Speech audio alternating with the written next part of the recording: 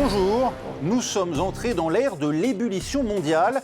C'est en ces termes qu'Antonio Guterres, le secrétaire général des Nations Unies, sonnait l'alerte au milieu d'un été qui s'annonçait déjà comme le plus chaud jamais observé à la surface du globe, à l'image de cette année et même de la décennie écoulée, avec une température moyenne supérieure de 1,4 degré à l'ère pré-industrielle. Comment pouvons-nous encore contenir à 1,5 degré le réchauffement d'ici la fin du siècle, comme prévu par l'accord de Paris? Alors que s'ouvre à Dubaï la COP28, on va tenter d'y répondre avec vous, Françoise Vimeux, climatologue, directrice de recherche à l'Institut de recherche pour le développement. Mais d'abord, écoutons ce que disait le président en exercice de cette COP au lancement de la COP28, Sultan Al-Jaber. Nous devons faire en sorte d'inclure le rôle des combustibles fossiles. Je sais qu'il existe des opinions fortes sur l'idée de mentionner les énergies fossiles et renouvelables dans le texte négocié. Mais nous avons la possibilité de faire quelque chose qui n'a jamais été vu.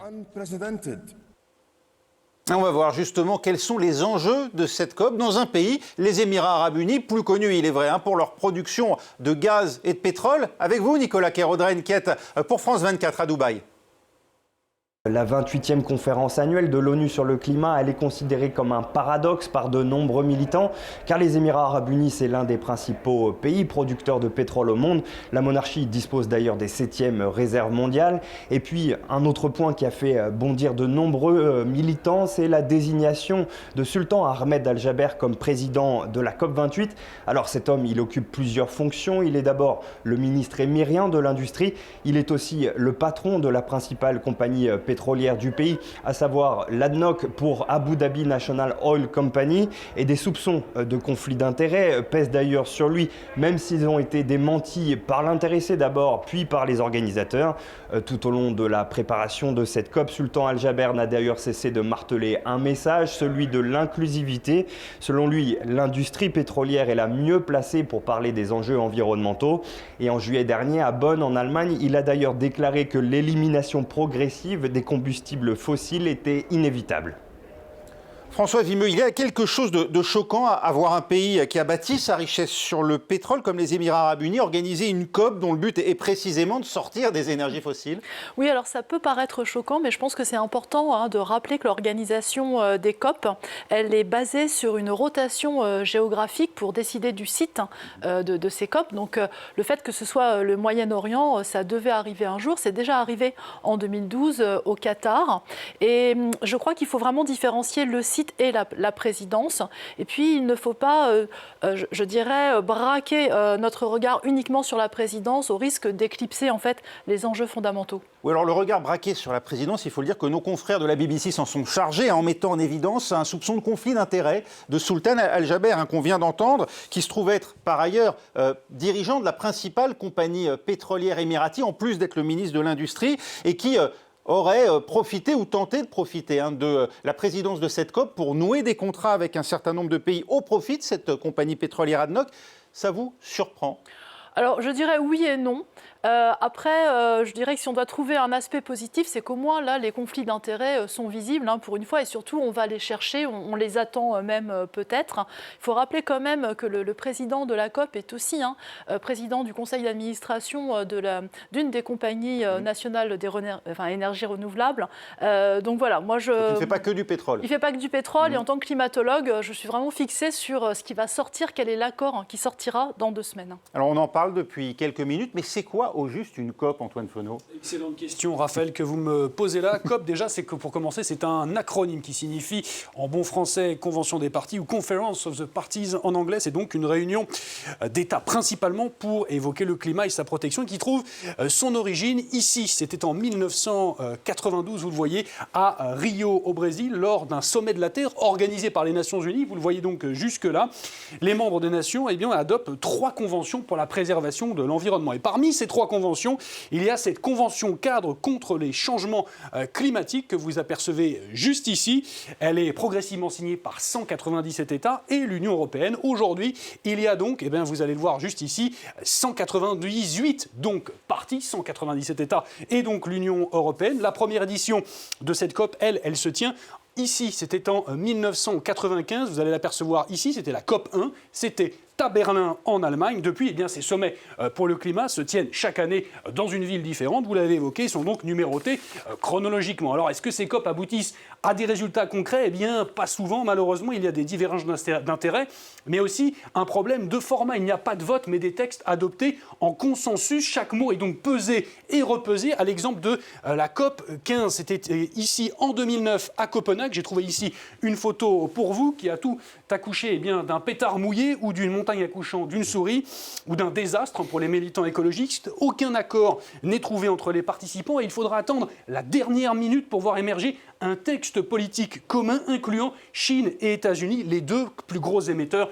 de CO2 au monde. En revanche, une COP, elle, a accouché de résultats concrets. Vous vous en souvenez, c'était la COP 21 ici à Paris, qui a donc débouché sur le fameux accord de Paris que vous allez trouver juste là, accord juridiquement contraignant, c'est donc une première qui limite à 2 degrés maximum, 1,5 degré si possible les émissions.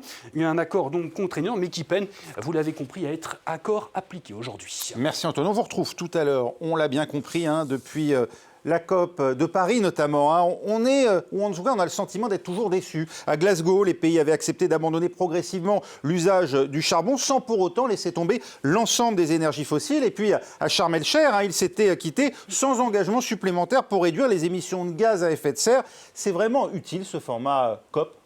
Alors en fait, ces COP, elles ont lieu tous les ans et elles sont vraiment utiles. Je comprends qu'on puisse être déçu parce que comme ça a été dit, il y a des décisions au consensus, donc finalement il en sort le plus petit dénominateur commun.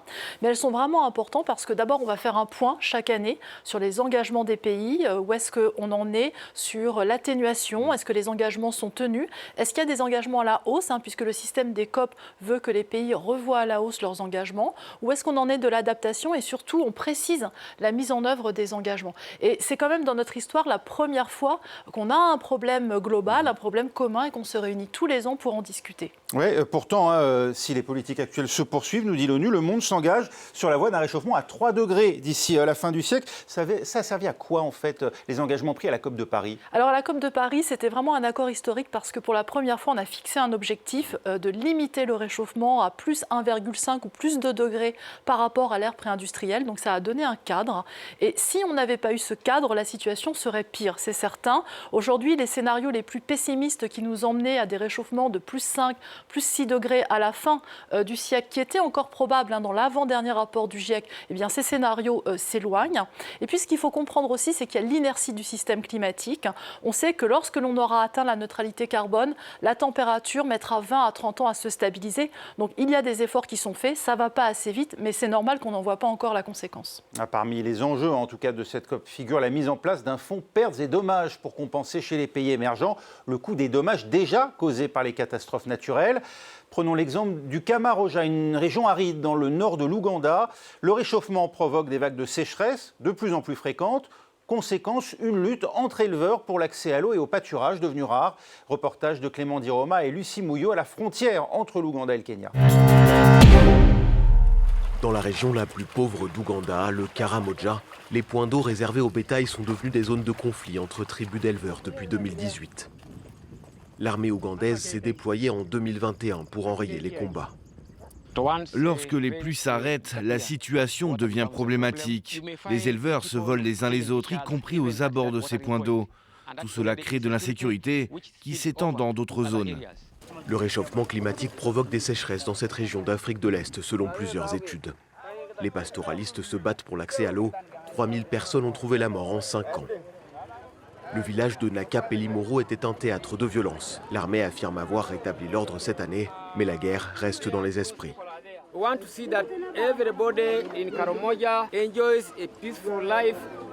John Lokouré raconte avoir perdu 30 vaches lors d'une attaque des Turkana, des éleveurs kényans qui traversent la frontière pour trouver de quoi abreuver leurs troupeaux. La mort était partout. Nos ennemis venaient voler nos vaches. J'avais l'habitude de tuer certains d'entre eux et ils tuaient certains d'entre nous. Maintenant, c'est plus calme, il y a moins de morts et nous pouvons enfin dormir. Les militaires tentent de freiner les importants trafics d'armes qui facilitent les attaques en incitant les guerriers à remettre les fusils aux autorités. L'armée empêche aussi les éleveurs Turkana de venir en Ouganda, une mesure qui ne fait pas l'unanimité. La solution est dans les mains du gouvernement. L'armée devrait autoriser nos tribus au Karamoja à discuter des accords de paix avec les Turkana. Nous voudrions leur dire qu'ils ne doivent pas tuer les éleveurs en Ouganda. Avec l'arrivée de la saison sèche fin novembre, le gouvernement se prépare à une reprise des hostilités et a déjà envoyé des renforts. Alors Françoise Vimeux, il y a les problèmes de malnutrition liés directement à la sécheresse, mais aussi des phénomènes de violence que cela engendre, comme on vient de le voir justement dans ce reportage. Les différents transferts du nord vers le sud qui sont en cours de négociation pour l'adaptation future et les compensations des effets passés, ces moyens, est-ce qu'ils sont suffisants? Alors ces moyens, aujourd'hui, ils ne sont pas suffisants, mais là, il y a une victoire assez exceptionnelle le premier jour de la COP.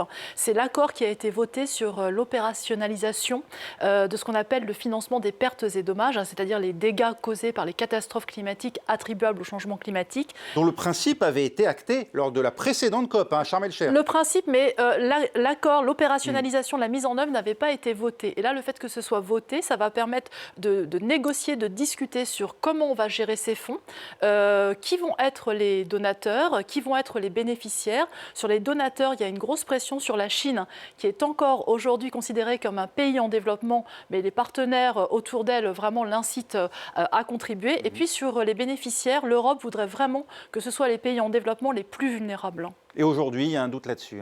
Alors aujourd'hui, il y a d'abord un doute sur quel sera le montant. Le montant qui normalement doit être atteint, c'est 100 milliards de dollars par an entre 2020 et 2025. Depuis 2020, on n'a jamais atteint ces 100 milliards. Et un point très important, c'est qu'aujourd'hui, ce fonds, majoritairement, ce sont des prêts. Ce ne sont pas des donations. Et donc, il faut discuter de comment ces prêts vont être remboursés. Et voilà. Merci beaucoup, Françoise Vimeux. On reste ensemble. On se retrouve juste après un journal sur France 24. Suite du monde dans tous ces États, on continue de parler des enjeux de la COP28 de Dubaï avec la climatologue Françoise Vimeux. Et parmi les principaux dossiers à traiter, il y a, on l'a dit, celui de la réduction des énergies fossiles et aussi l'augmentation de ce fameux fonds pour les pertes et dommages censé compenser les pays émergents pour les effets du réchauffement. Quels sont les pays qui jouent le jeu et les autres, Antoine Fenot? Eh bien, à la COP comme en classe, il y a les bons élèves et les cancres assis au fond près du radiateur. On va donc commencer avec les mauvais élèves. Voici une carte d'une certaine manière des émissions mondiales que j'ai trouvées pour vous. Vous le voyez ici, les principales émissions ont lieu dans 10 pays. Et ceux qui tirent la majorité des émissions mondiales, ce sont 2 pays, la Chine et les États-Unis. Vous voyez, la Chine et les États-Unis, à eux deux, c'est quasiment presque 50%, un peu plus de 45% des émissions mondiales. La Chine, mauvais élève, oui, c'est d'ailleurs elle, et vous allez le voir, et qui depuis les années 70, vous voyez sur cette courbe, eh bien, tire les émissions de CO2 mondiales, car rappelons-le, la croissance économique, c'est plus d'énergie consommée. Pourtant, la Chine, eh bien, elle n'est pas la seule à consommer beaucoup d'énergie fossile. À l'échelle mondiale, vous allez le voir sur ces graphes que j'ai trouvé ici pour vous, eh bien, c'est l'ensemble de la planète qui consomme des énergies fossiles. 80% de la consommation énergétique est faite dans le monde avec des énergies fossiles, pétrole, gaz et surtout charbon. Alors, du côté des bons élèves, me direz-vous, eh bien, depuis l'accord de Paris, eh bien, beaucoup de nations, vous le voyez sur cette carte, se sont fixés des objectifs de neutralité carbone avec différentes échéances, de 2035 pour les plus ambitieux à 2060 pour la Chine, évidemment, 2035 notamment, vous le voyez ici pour certains pays du nord de l'Europe, et certains pays, eux, sont déjà à la neutralité carbone. Alors évidemment, ce sont de tout petits États que vous apercevez sur cette carte, il s'agit du Bhoutan et du Suriname. Parmi les plus gros pollueurs de la planète, vous venez de l'entendre avec Antoine, il y a d'abord la Chine qui émet à elle seule 1/3 des émissions de gaz carbonique. Alors comment aborde-t-on cette COP à Shanghai où vous vous trouvez pour France 24, Lou Kissiela? La Chine, c'est le premier pollueur mondial avec 1/3 des émissions de CO2 sur la planète, mais c'est aussi le plus grand parc solaire et éolien au monde. Et de loin, la Chine, c'est le premier producteur et consommateur de charbon, mais c'est aussi le pays qui vend le plus de véhicules électriques, et là encore, de très loin. Un paradoxe très attendu à la COP28. La Chine devrait y promouvoir son expertise en matière d'énergie renouvelable, mais il est peu probable qu'elle prenne de nouveaux engagements pour réduire sa consommation de charbon. Pékin continue de développer son parc de centrales à charbon. L'énergie la plus polluante est celle qui produit 2/3 de l'électricité consommée ici. À propos de l'effort global pour lutter contre le changement climatique, Pékin demande aux pays riches d'aider financièrement les nations les plus pauvres et les plus vulnérables. Même si la Chine est la 2e puissance économique mondiale, elle se considère comme un pays en développement et donc non concerné par ces efforts. La Chine, Françoise Vimeux, à la fois plus gros pollueur et leader mondial des énergies renouvelables, avec bientôt 4/5 des capacités solaires mondiales. Le renouvelable, c'est l'un des axes de développement à l'occasion de cette COP28, poussé par la Chine, justement. Tripler les capacités en la matière à horizon 2030, ça vous semble atteignable ? Alors il y a deux choses. D'abord, la Chine, c'est un grand pays. Donc moi, j'aime bien quand on ramène au nombre d'habitants les émissions de gaz à effet de serre. Si la Chine était divisée en une centaine de pays, on n'en parlerait pas. Et si vous faites ça, les émissions de la Chine, elles sont équivalentes à celles d'un Français, par exemple. Donc ça permet, je pense, une comparaison plutôt honnête. Donc on est loin derrière les Américains en émissions par tête. Exactement. Et on parlait, je voyais là sur le graphique, l'Inde, c'est la même chose. L'Inde, si vous ramenez par habitant, c'est vraiment de très faibles émissions. Après, la Chine, elle a un plan ambitieux qu'elle a annoncé. Elle souhaite dépasser son pic d'émissions en 2030 et atteindre la neutralité en 2050-2060, la neutralité carbone. Et elle a investi énormément, vous l'avez dit, sur les énergies renouvelables. Moi, je pense que c'est possible. En tout cas, il y a un plan ambitieux et je pense que la Chine veut vraiment le suivre. On a tous en tête ces images que l'on vient de voir d'ailleurs, des villes chinoises ultra polluées avec ces brouillards littéralement de pollution. Ce développement des énergies renouvelables, il doit s'accompagner d'une élimination progressive des énergies fossiles et c'est là tout le débat, en Chine et ailleurs. Oui, bien sûr. L'idée, c'est de sortir des énergies fossiles. Jusqu'à présent, dans les COP, on a parlé de réduire. Et là, en fait, l'accord qu'on attend, c'est qu'il soit écrit noir sur blanc qu'on va sortir progressivement des énergies fossiles. Donc c'est le charbon, mais c'est aussi le pétrole et le gaz. Et ça concerne évidemment tout le monde. Et il faut bien sûr dire comment on va mettre les choses en œuvre et quels vont être les substitutifs. Donc on a les énergies renouvelables, bien sûr. On a aussi l'efficacité énergétique qui doit être améliorée. Et puis, bien entendu, il y a ce qu'on appelle la sobriété, c'est réduire la demande. Le GIEC l'a rappelé, c'est un levier absolument énorme qui peut compter pour 40 à 70% de la diminution des gaz à effet de serre d'ici 2050. Alors, autre exemple des effets du changement climatique, Cuba. L'île est non seulement victime d'ouragans, mais le réchauffement de l'eau de mer affecte deux des plus importants piliers de l'économie cubaine, la production de tabac et de langoustes pour l'exportation. Reportage de nos envoyés spéciaux, Laurence Cuvillier et Mathieu Commun. C'est l'un des rares secteurs encore dynamiques de l'économie cubaine, le tabac. Ici à Tabacuba, 3500 employés produisent les feuilles qui serviront à envelopper les fameux cigares. Mais face à l'augmentation de la fréquence et de l'intensité des ouragans, ces serres sont bien fragiles. Dès que les vents dépassent les 60 km/h, on doit démonter toutes les serres parce qu'elles risquent d'être détruites. Alors on mobilise toute notre main-d'œuvre pour ça. Et après le passage des tempêtes, ce sont 3 jours de plus qui se perdent pour tout réinstaller. Il y a les phénomènes climatiques ponctuels et ceux au long cours. Les difficultés économiques empêchent le gouvernement cubain de mettre en place des politiques environnementales de grande ampleur, alors que toute l'île souffre déjà de conséquences visibles du réchauffement. Le plus préoccupant dans l'immédiat pour Cuba, c'est la montée des eaux. Je ne parle pas des inondations quand il y a des ouragans, mais de la montée permanente des eaux qu'on estime à 29 cm à l'horizon 2050. Une montée des eaux qui signifie la perte de centaines de kilomètres carrés de terre, mais qui provoque aussi la salinisation des nappes phréatiques, un danger pour l'accès à l'eau potable sur l'île. Françoise Vimeux, pour pallier aux effets du réchauffement, on attend beaucoup des pays comme les Émirats arabes unis qu'ils vantent à l'occasion de cette COP les technologies qui permettent de stocker les émissions de CO2. C'est la solution ou bien un leurre pour nous donner bonne conscience finalement et nous faire renoncer à cette sobriété que vous évoquiez à l'instant ? Alors, la technologie, elle fait partie de la solution. C'est ce que nous rappelle le rapport du GIEC qui est dédié aux solutions d'atténuation. En tout cas, si on parle de captage et de stockage de dioxyde de carbone, ça ne pourra être que pour les émissions résiduelles quand on aura atteint la neutralité carbone. D'abord, aujourd'hui, ce n'est pas une technique qui est au point et c'est une technique qui coûte cher et cher en énergie. Donc, ce n'est pas la solution et souvent, on parle beaucoup de cette technique justement pour dire continuons comme avant et puis on va avoir ce captage, stockage, et non, ça n'est pas la solution miracle. Retour à présent en images sur l'accord historique Paris, signé il y a 8 ans, c'était lors de la COP21. On voit ça avec Anne-Charlotte Inet à l'époque pour France 2, nous étions le 12 décembre 2015. J'ai une pensée particulière enfin pour tous ceux, ministres, négociateurs, militants, qui auraient voulu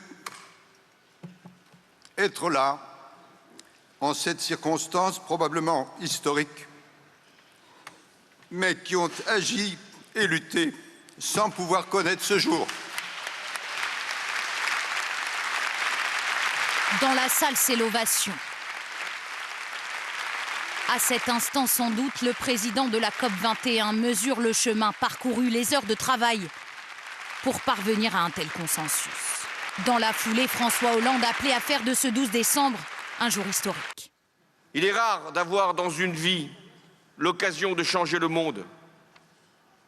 Vous l'avez, cette occasion-là, de changer le monde. Saisissez-la pour que vive la planète, vive l'humanité et vive la vie.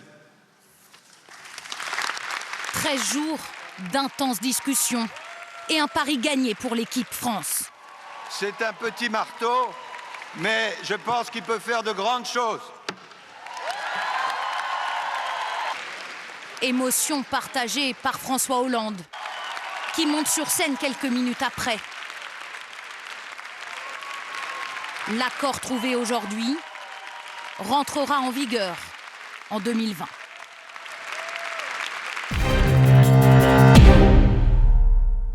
Cette COP28 qui se déroule actuellement, Françoise Vimeux, elle doit permettre d'évaluer pour la première fois les progrès accomplis par les pays pour atteindre les objectifs qu'ils s'étaient fixés lors de l'accord de Paris. De ce point de vue, c'est un échec pour l'Europe, pour la France notamment. On en est où ?